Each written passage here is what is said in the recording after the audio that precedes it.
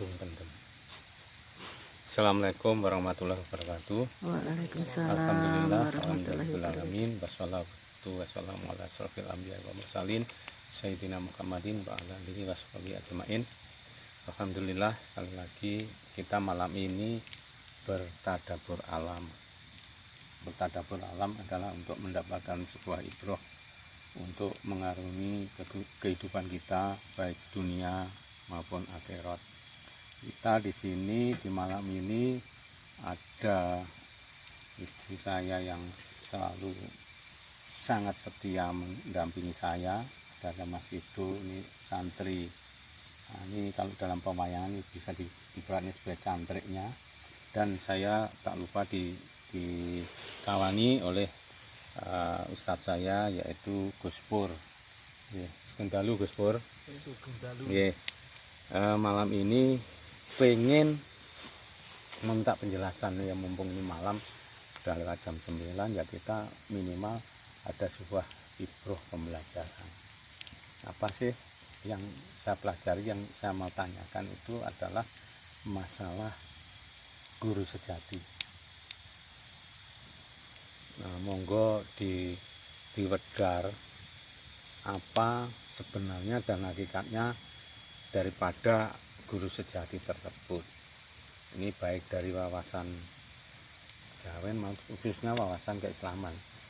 Misalnya kalau kita di Islam kalau menyebut guru sejati itu kayaknya dianggap kejawen, padahal bukan menurut saya. Karena di Islam sini ada istilah juga. Monggo Gus Pur, kalau nyuwun dipun jelentrehaken apa sih makna daripada guru sejati. Monggo. Bismillahirrahmanirrahim. Allah Subhanahu wa taala berfirman dalam kitab suci Al-Qur'an, laqad ja'akum rasulun min anfusikum azizun 'alaihi ma antum harisun 'alaikum bil mu'minina raufur rahim. Di situ ada lafaz laqad ja'akum rasulun min anfusikum. Dalam diri manusia itu terdapat rasul, utusan dari Allah. Yang mana rasul itu kalau bahasa Jawanya itu sebenarnya guru sejati. Jadi guru sejati itu adalah utusannya Allah, rasulnya Allah untuk jagat kecil. Jagat kecil dalam diri kita itu adalah jasad. Maka dari itu kita harus kenal dengan guru sejati kita. Karena apa? Guru sejati kita itu adalah penghubung kita kepada Allah. Yang mana yang asli dari Allah itu adalah guru sejati. Makanya innalillahi wa inna ilaihi rajiun, dari Allah kembali kepada Allah. Dan dari Allah itu adalah roh, kehidupan. Kehidupan kita yang dalam jasad ini harus kembali kepada Allah. Nah, kehidupan yang berada di dalam jasad inilah yang dinamakan guru sejati. Makanya kita harus mengenal diri pribadi. Ma'arafa nasahu faqad ngarafa rabbahu. Barang siapa yang mengenal dengan kepribadiannya, pribadinya, dia akan mengetahui dengan siapa yang namanya pencipta, Tuhan, atau sang pengatur.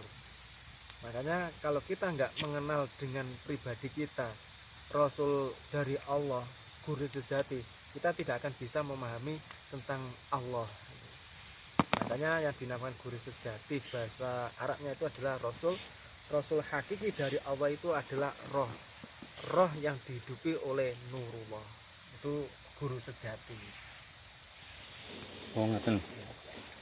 Baik, itu tadi dalilnya laqad ja'akum rasulum min anfusikum azizun alaihima Nganitum arsisun alaikum bil mu'minina raufur rahim. Jadi setiap muslim itu ada rasul di dalam dirinya. Itulah orang Jawa mengatakan Guru sebagai sejati. sejati. Nah, insya Allah itulah yang nanti akan menuntun kita ke dalam, baik di dalam dunia maupun di akhirat, begitu. Ya. Yang Jadi mana guru sejati atau rasul sejati itu yang dari Allah harus kembali kepada Allah. Ya, jadi yang di dalam diri kita ini ada guru sejati. Dalam diri kita ini orang mengenal sebagai jagat cilik, bisa dikatakan sebagai mikrokosmos. kan gitu Gus ya. Iya. Kalau jagat gede makrokosmas itu ya guru sejati ya Rasulullah Shallallahu Alaihi Wasallam. Allahumma sholli alaihi. Itu. Nah, nanti kira-kira di setiap kita ya Gus ya, perlu nggak kita mencari atau minimal mengenal akan adanya guru sejati tersebut? Sebenarnya ada dalil tolabul ilmi faridho ngala kulli muslimin wa muslimatin. Mencari ilmu itu hukumnya wajib bagi Setiap muslim. semua umat Islam, baik laki-laki atau perempuan. Di situ ada keterangan di dalam kitab Ushul Ma'rifat, ilmu yang wajib kita ketahui itu ternyata bukan di syariat, tetapi di ketauhidan, hakikat. Karena rukun Islam yang pertama adalah syahadat. Syahadat itu tentang ketauhidan. Kalau kita nggak memahami man ngarofa nafsahu faqad ngarofa robbahu, kita nggak mengenal dengan jati diri kita, nggak mengenal guru sejati kita tidak akan kenal dengan Allah. Makanya mempelajari ilmu atau mengenal guru sejati itu hukumnya wajib itu. Wajib.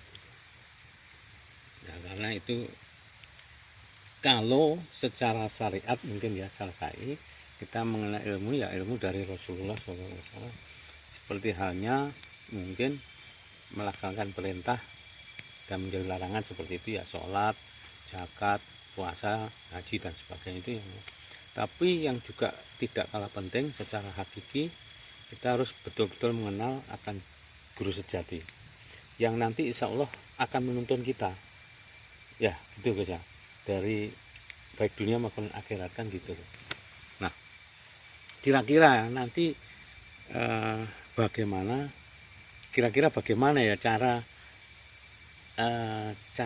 kita bisa mengenal akan guru sejati itu. Dalam mengenal guru sejati itu ada dua cara. Yang pertama lewat ilmu, yang kedua lewat amal. Laku. Okay. Nah, jadi ada ilmu, teori, dan juga ada praktek. Untuk mengenal guru sejati lewat ilmu di Ushul Ma'rifat sudah diterangkan. Bahwa innalillahi wa inna ilaihi raji'un, dari Allah kembali pada Allah. Yang mana yang dari Allah itu adalah berupa roh yang dihidupi. Roh yang dihidupi inilah yang dinamakan guru sejati, yang mana ini dari Allah harus kembali kepada Allah.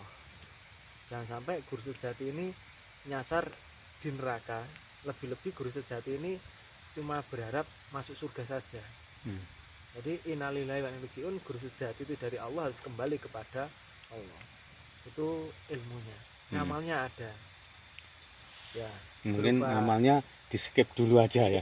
Nah, nanti biar para penonton kalau kepengen ketemu sang guru sejati, nah itu di skip aja ya.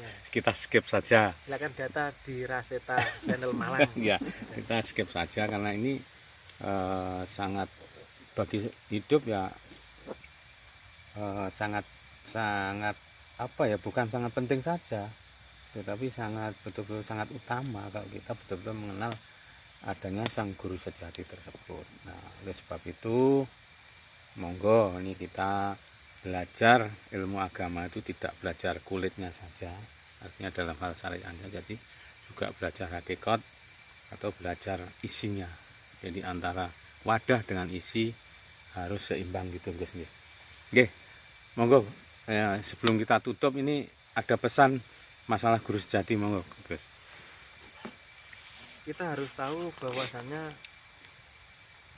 kita itu nggak boleh terkecoh atau kita itu senang. Saya berikan ibarat, ada kelapa itu ada sepet, batok, terus ampas, terus kanil, santan atau minyak. Jadi kita itu nggak boleh terkecoh kalau kita sebenarnya masih berupa kelapa yang belum dikelupas, yang belum disumbat bahasa Jawa ya. Jangan merasa kita itu sudah sampai di santannya. Banyak orang yang mengira saya itu sudah memegang santannya, saya sudah memegang minyaknya, tapi ternyata kelapanya belum disumbat. Oh, ternyata masih pegang kelapa yang masih utuh, Ya, pegang sepetnya saja ya. sepertinya saja. Nah, ya. Iya, Jadi iya. kita itu harus tahu bahwasanya kita itu bila ingin mencari santan atau minyaknya, kita harus benar-benar tahu kita sudah memegang Kelapanya. kelapanya apa santannya. Itu harus diperhatikan. Iya. Oke. Terima kasih Gus Pur yang malam ini lagi tadabbur alam untuk mengambil sebuah ibroh perjalanan hidup.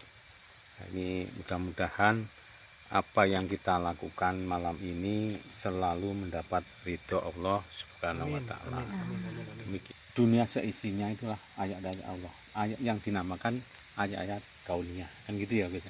Dan ayat-ayat yang tercantum di dalam Al-Qur'an adalah ayat-ayat Qur'annya. Jadi demikian para pemirsa sekalian, kita telah bertadabbur alam dari lokasi pundi menika Gus Pur? Puncak langit. Puncak Langit. Nah, dekatnya Puncak Langit. Ya, dekatnya puncak Tepatnya ini di langit. Desa Gedung Pendem ya, di Gedung Pendem. Mudah-mudahan apa yang kita lakukan malam ini selalu mendapat ridho Allah Subhanahu wa Amin, taala. amin, amin, amin, amin. Demikian mudah-mudahan bisa bermanfaat. Wabillahi taufik wal hidayah. Wassalamualaikum warahmatullahi wabarakatuh.